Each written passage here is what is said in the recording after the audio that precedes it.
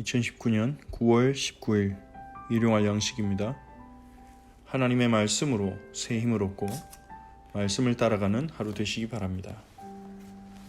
요한계시록 14장을 읽겠습니다. 또 내가 보니 보라 어린 양이 시온산에 섰고 그와 함께 14만 4천이 서 있는데 그들의 이마에는 어린 양의 이름과 그 아버지의 이름을 쓴 것이 있더라. 내가 하늘에서 나는 소리를 들으니 많은 물소리와도 같고 큰 우레소리와도 같은데 내가 들은 소리는 검은고 타는 자들이 그 검은고를 타는 것 같더라. 그들이 보좌 앞과 네 생물과 장로들 앞에서 새 노래를 부르니 땅에서 속량함을 받은 14만 4천 밖에는 능히 이 노래를 배울 자가 없더라. 이 사람들은 여자와 더불어 더럽히지 아니하고 순결한 자라. 어린 양이 어디로 인도하든지 따라가는 자며 사람 가운데에서 속량함을 받아 처음 익은 열매로 하나님과 어린 양에게 속한 자들이니 그 입에 거짓말이 없고 흠이 없는 자들이더라. 또 보니 다른 천사가 공중에 날아가는데 땅에 거주하는 자들 곧 모든 민족과 종족과 방언과 백성에게 전할 영원한 복음을 가졌더라. 그가 큰 음성으로 이르되 하나님을 두려워하며 그에게 영광을 돌리라. 이는 그의 심판의 시간이 이르렀음이니 하늘과 땅과 바다와 물의 근원을 만드신 이를 경배하라 하더라. 또 다른 천사 곧 둘째가 그 뒤를 따라 말하되 무너졌도다 무너졌도다 큰 성 바벨론이여 모든 나라에게 그의 음행으로 말미암아 진노의 포도주를 먹이던 자로다 하더라. 또 다른 천사 곧 셋째가 그 뒤를 따라 큰 음성으로 이르되 만일 누구든지 짐승과 그의 우상에게 경배하고 이마에나 손에 표를 받으면 그도 하나님의 진노의 포도주를 마시리니 그 진노의 잔에 섞인 것이 없이 부은 포도주라. 거룩한 천사들 앞과 어린 양 앞에서 불과 유황으로 고난을 받으리니 그 고난의 연기가 세세토록 올라가리로다. 짐승과 그의 우상에게 경배하고 그의 이름표를 받는 자는 누구든지 밤낮 쉼을 얻지 못하리라 하더라. 성도들의 인내가 여기 있나니 그들은 하나님의 계명과 예수에 대한 믿음을 지키는 자니라. 또 내가 들으니 하늘에서 음성이 나서 이르되 기록하라. 지금 이후로 주 안에서 죽는 자들은 복이 있도다 하시매 성령이 이르시되 그러하다 그들이 수고를 그치고 쉬리니 이는 그들의 행한 일이 따름이라 하시더라. 또 내가 보니 흰 구름이 있고 구름 위에 인자와 같은 이가 앉으셨는데 그 머리에는 금 면류관이 있고 그 손에는 예리한 낫을 가졌더라. 또 다른 천사가 성전으로부터 나와 구름 위에 앉은 이를 향하여 큰 음성으로 외쳐 이르되 당신의 낫을 휘둘러 거두소서. 땅의 곡식이 다 익어 거둘 때가 이르렀음이니이다 하니 구름 위에 앉으신 이가 낫을 땅에 휘두르매 땅의 곡식이 거두어지니라. 또 다른 천사가 하늘에 있는 성전에서 나오는데 역시 예리한 낫을 가졌더라. 또 불을 다스리는 다른 천사가 제단으로부터 나와 예리한 낫 가진 자를 향하여 큰 음성으로 불러 이르되 내 예리한 낫을 휘둘러 땅의 포도송이를 거두라. 그 포도가 익었느니라 하더라. 천사가 낫을 땅에 휘둘러 땅의 포도를 거두어 하나님의 진노의 큰 포도주 틀에 던지매 성 밖에서 그 틀이 밟히니 틀에서 피가 나서 말 굴레에까지 닿았고 1600 스타디온에 퍼졌더라. 아멘.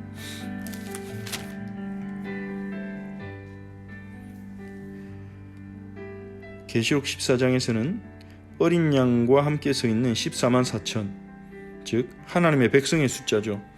14만 4천은 상징적인 숫자입니다. 실제로 14만 4천 명만 구원받는 것이 아니라 14만 4천에서 14만 4천은 144 곱하기 1000이라고 볼 수 있죠. 144는 구약의 교회의 숫자인 12지파의 12, 그리고 신약의 교회를 대표하는 숫자인 12사도의 12를 곱한 숫자가 144이고, 그리고 거기에 많다는 것을 의미하는 이사야 60장에서 작은 자가 1000을 이루겠고 그렇게 말했죠. 1000이라는 숫자가 곱해진 숫자가 14만 4천입니다. 즉 14만 4천의 의미는 구약과 신약의 성도들을 포함하는 그것을 더하지 않고 24장로처럼 12와 12를 더하지 않고 12와 12를 곱했다는 것은, 거기다가 1000까지 곱했다는 것은 하나님의 백성의 숫자가 그만큼 많다는 것입니다. 이 많은 하나님의 백성들이 어린 양과 함께 서 있습니다. 그들의 이마에는 어린 양의 이름과 아버지의 이름이 써 있습니다. 어린 양과 아버지의 이름이 써 있다는 것은 그 14만 4천 명은 하나님과 어린 양의 소유라는 것입니다. 하나님의 것이고 어린 양의 것이라는 거죠. 그리고 하늘에서 많은 물소리 같은, 우레소리 같은 소리가 들리는데 검은고를 타는 것 같은 그러한 소리가 들리죠. 그 가운데 이 14만 4천이 하나님의 보좌 앞과 내 생물과 장로들 앞에서 새 노래를 부릅니다. 새 노래를 부르는데 땅에서 속량함을 받은 14만 4천 밖에는 능히 이 노래를 배울 자가 없도다, 그렇게 말합니다. 이 새 노래는 가사나 어떤 곡의 형식이 새롭다는 노래는 아닐 것입니다. 왜냐하면 이 14만 4천 외에는 이 노래를 배울 자가 없다는 거죠. 하나님의 백성만 배우고 부를 수 있는 노래입니다. 그것은 무엇일까요? 바로 찬양이죠. 하나님과 예수 그리스도를 높이는 찬양, 그것이 하나님의 백성의 새로운 노래입니다. 구원받지 못한 사람은 결코 하나님을 높일 수가 없습니다. 어린 양을 경배하는 노래를 부를 수가 없습니다. 입술로는 불러도 마음으로, 진심으로, 영으로 부를 수가 없죠. 오직 구원받은 자만이 예수님을 노래할 수 있고 하나님의 구원을 노래할 수 있는 것입니다. 즉 이들은 하나님 보좌 앞에서 하나님의 구원을, 예수 그리스도의 대속하심을 노래하는 것입니다. 이들은 어떤 자로 소개됩니까? 이 14만 4천 하나님의 백성은 여자와 더불어 더럽히지 아니하고 순결한 자라. 여기서 나오는 여자는 실제로 여자를 말하는 게 아니라 계시록에서 여자는 바벨론으로, 즉 이 세상, 하나님의 백성을 유혹하여 하나님을 떠나 세상에 빠지게 하는 그러한 존재로 이렇게 등장합니다. 이것은 여자를 비하하기 위해서라기보다는 창세기 3장과 이어진 이미지라고 볼 수 있습니다. 창세기 3장에서 하와가 아담을 유혹했듯이, 물론 그것은 여자가 남자보다 더 책임이 크다, 단순한 책임론의 문제가 아닙니다. 창세기 3장을 보면 어떻게 보면 남자가 더 큰 책임을 가졌다고 볼 수 있습니다. 왜냐하면 남자가 여자와 함께 같이 뱀의 유혹을 듣고 있으면서도 남자는 아무것도 행동하지 않았습니다. 오히려 비겁하게 여자가 선악과를 먹고 나서 아무 문제가 없다는 걸 보고 그제서야 먹습니다. 그렇기 때문에 누가 더 책임이 크냐, 그런 문제가 아닙니다. 다만 창세기 3장에서 여자가 먼저 유혹을 받고 또 아담을 유혹한 것은 분명한 사실입니다. 그래서 요한계시록에서 여자가 유혹자, 이 세상 문화 속에 있는 유혹의 세력을 상징하는 것이 이렇게 한 여자로 등장합니다. 그래서 계시록 17장에 보면 큰 음녀로 표현되죠. 많은 물 위에 앉아있는 큰 음녀가 땅의 임금들과 모든 사람들이 음행하도록 합니다. 여기서 말하는 음행은 육신적인 성적 범죄라기보다는 영적 음행, 하나님을 배반하고 하나님을 떠나 하나님 아닌 다른 것들을 우상으로 섬기게 하는 그 음행을 말하는 것입니다. 즉 계시록 14장 4절에서 순결한 여자와 더불어 더럽히지 아니한 순결한 자라는 것은 이러한 세상과 이 사단의 유혹에 넘어가지 않고 영적 음행에 넘어가지 않고 오직 하나님만을 섬기고 사랑하는 자라는 것입니다. 그것이 그들의 순결입니다. 그리고 그들은 어린 양이 어디로 인도하든지 따라가는 자들입니다. 그리고 사람 가운데 속량함을 받아 첫 열매로, 처음 익은 열매로 하나님 그 어린 양에게 속한 자입니다. 그 입에 거짓말이 없고 흠이 없는 자들입니다. 성령의 역사로 말미암아 진실해진 자. 이 세상에서 가장 악한 거짓말이 무엇이겠습니까? 우리가 여러 가지로 생각할 수 있겠지만 우리를 구원받지 못하게 하는 거짓말이 있다면 그것은 나는 죄인이 아니라는 거죠. 근데 그게 거짓인지도 모르고 많은 사람들이 그렇게 생각합니다. 하지만 성령이 역사하시면 진실해집니다. 자신의 죄를 깨닫고 인정하게 되죠. 그래야 회개할 수 있는 것입니다. 그래서 구원받은 자들은 그런 의미에서 진실한 자들입니다. 물론 구원받고도 거짓말을 하는 사람들이 있습니다. 하지만 그 거짓말을 할지라도 제 것처럼 말하지는 않습니다. 죄책감을 느끼고 회개하죠. 안에 성령이 거하시기 때문에. 거짓말을 하면서도 전혀 죄책감이 없다면 조금 생각해 봐야 하는지 모릅니다. 하나님의 성령이 내 안에 계신데 거짓을 내 것으로 말한다면 그것은 좀 심각하죠. 또한 흠이 없는 자라는 것은 문자 그대로 흠이 없는 자는 없겠죠. 여기서 흠이 없다는 것은 그리스도의 의로 의롭게 된 자라는 것입니다. 즉 구원받은 자가 어떤 자인지를 말하고 있습니다. 하나님의 소유가 된 자요, 새 노래를 부르는 자요, 이제 하나님을 어린 양을 찬양하는 자요, 그리고 우상에게 빠지지 않고 하나님만을 섬기고 살아가는 자요, 어린 양이 어디로 인도하신지 따라가는 자요. 자기가 주인이 아닌 거죠. 어린 양을 주인으로 삼아 어디로 인도하신지 따라가는 자들입니다. 그리고 속량함을 받은 자고, 참된 진실을 얻었고, 성령으로 역사로 말미암아 진실해진 자고, 진실하게 하나님 앞에 선 자고, 흠이 없는 의롭게 된 자들입니다. 이것이 14만 4천 하나님 백성의 특징이죠. 이 모든 것은 오직 예수를 믿을 때 이러한 축복으로 들어가게 되는 것입니다. 이제 새 천사가 등장합니다. 새 천사가 나타나서 심판을 선언합니다. 그리고 심판을 선언할 뿐만 아니라 큰 성 바벨론의 심판을, 둘째 천사는 큰 성 첫째 천사가 등장해서 하나님을 두려워하고 하나님께 영광을 돌리라고 선포합니다. 그 천사는 모든 민족과 종족과 방언과 백성에 전할 영원한 복음을 가진 자입니다. 그 영원한 복음이 무엇입니까? 하나님을 두려워하고 하나님께 영광을 돌리라는 것입니다. 모든 것의 근원을 만드신 이에게 경배하라는 것입니다. 하나님을 알고 하나님을 만나고 하나님을 경배하는 것이 그게 가장 축복이죠. 그리고 둘째 천사는 무너졌도다. 큰 성 바벨론이요. 큰 성 바벨론은 이 세상 가운데 영적으로 역사하는 세상의 영적 흐름을 의미합니다.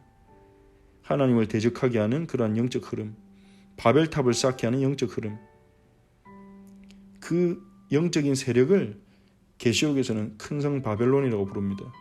바벨론 제국의 이미지를 가져온 거죠. 그 세상이 무너질 거라는 것입니다. 그리고 셋째 천사는 우상과 짐승에게 경배하고 그 표를 받는 자는 하나님의 진노의 포도주를 마실 것이다. 하나님이 진노를 받아 고난을 당할 것이라는 거죠. 하지만 성도들은 하나님의 계명과 예수에 대한 믿음을 지키는 자들입니다. 13절에서 하늘에서 음성이 들리는데 지금 이후로 주 안에서 죽는 자들은 복이 있도다 하시며 성령이 이르시되 그러하다 그들이 수고를 그치고 쉬리니 이는 그의 행한 일이 따름이라 하시더라. 즉 주 안에서 죽는 자들, 주 안에서 죽는 자들은 복이 있다는 거죠.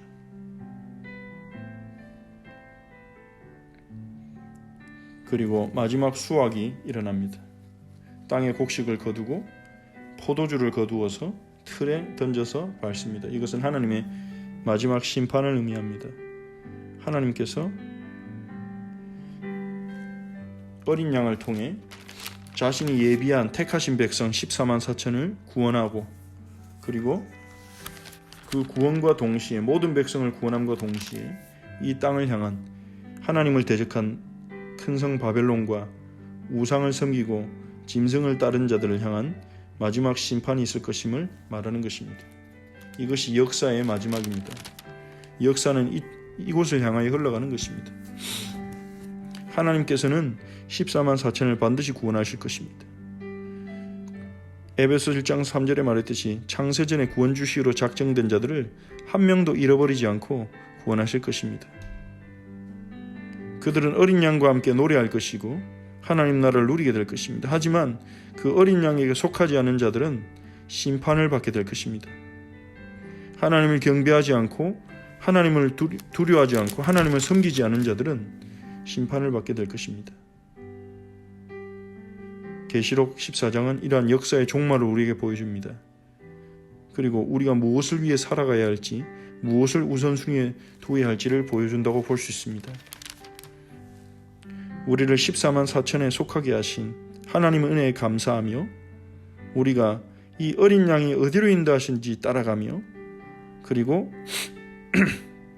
우상이 아닌 오직 하나님만을 섬길 수 있도록 우리에게 주신 그 축복 가운데 살도록 이 14만 4천의 하나님의 백성에게 주신 그 축복 가운데 살도록 기도합시다. 거짓을 따르지 않고 거짓을 이용하지 않고 진실하게 살아갈 수 있도록 그리고 우리를 의롭게 하신 그 주님의 축복 안에서 의로운 삶을 살아갈 수 있도록 우리에게 은혜를 주시고 하나님을 기쁘시게 하는 삶을 살아갈 수 있도록 우리를 인도해 달라고 우리 함께 기도합시다. 그리고 마지막 심판이 분명히 있기에 사람들이 그 심판 가운데 빠지지 않도록 우리 주변에 있는 사람들이 이 14만 4천의 축복 속에 들어올 수 있도록 물론 우리가 사람들을 14만 4천의 축복에 들어오게 할 수는 없습니다. 하지만 우리가 복음을 전할 때 그들에게 복음을 선포할 때 하나님의 택함 받은 자들이 맞다면 그들이 그 복음을 통해 하나님의 백성의 총회에 들어오게 되는 그 가장 복된 사역을 우리는 하게 되는 것입니다. 그래서 우리 주변에 있는 사람들을 생각하면서 기도합시다. 이 시간 함께 기도하겠습니다. 하나님께 감사를 드립니다. 계시록 14장을 통해 하나님의 백성 14만 4천의 특징이 무엇인지 하나님의 백성에게 주신 축복이 무엇인지 하나님 우리에게 말씀해 주시고 또 마지막 심판이 있기에 우리가 이 땅에서 영원히 살 것처럼 사는 것이 아니라 마지막 때가 있음을 알고 우리가 무엇에 집중하고 무엇에 우선순위를 두어야 하는지 하나님 말씀해 주시니 감사를 드립니다. 하나님 우리를 14만 4천에 불러주심에 감사를 드립니다. 구원하여 주셔서 감사를 드립니다. 우리는 하나님의 것이요 어린 양 예수의 것이니 내가 주인인 것처럼 살지 않도록 은혜를 베푸소서. 새 노래를 부르며 오늘도 주 예수 그리스도를 찬양하며 순결하게 하나님만을 사랑하고 섬기며 어린 양이 이끄시는 대로 기쁨으로 따라가는 저희가 되게 하옵소서. 저에게 주신 이 속량에 감사를 드리며 거짓을 이용하지 않고 거짓에 빠지지 않고 진실로 살아가며 흠이 없는 자로 우리를 불러주신 그 은혜에 합당하게 우리를 의롭게 하신 그 은혜에 합당하게 살아갈 수 있도록 하나님을 기쁘시게 하는 삶을 살아갈 수 있도록 우리를 도우소서. 오늘도 성령으로 충만케 하소서. 우리 주변에 마지막 심판인 줄 모르고 이 땅의 삶이 전부인 것처럼 살아가는 거짓 가운데 살아가는 하나님 우리의 이웃들이 있습니다. 그들에게 복음을 전할 수 있도록 하나님 문을 열어 주옵소서. 성령으로 역사옵소서. 그들이 어린 양의 속량함을 받아 어린 양의 백성이 되는 것을 보게 하옵소서. 하나님 우리를 인도하옵소서. 가늠한 여인을 정죄하지 않으시고 오히려 그 여인을 향한 정죄를 쫓아내신 예수여, 십자가 위에서 우리 대신 죽으시고 우리 대신 정죄받으심으로 우리를 모든 정죄와 사망으로부터 구원하신 주님의 은혜를 찬양합니다. 주님만이 찬양받기에 합당하십니다. 어린 양 예수여, 당신만이 존귀하십니다. 우리가 우리 자신이나 다른 것들을 존귀 여기지 않고 오직 예수를 존귀 여기며 높이며 증언하도록 주의 증인으로 세우소서. 성령으로 오늘 충만케 하옵소서. 예수 그리스도의 이름으로 기도합니다. 아멘. 하늘에 계신 우리 아버지여, 이름이 거룩히 여김을 받으시오며 나라가 임하옵시며 뜻이 하늘에서 이루어진 것 같이 땅에서도 이루어지이다. 오늘 우리에게 일용할 양식을 주시옵고 우리가 우리에게 죄진 자를 사하여 준 것 같이 우리 죄를 사하여 주시옵고 우리를 시험에 들게 하지 마시옵고 다만 악에서 구하시옵소서. 나라와 권세와 영광이 아버지께 영원히 있사옵나이다. 아멘.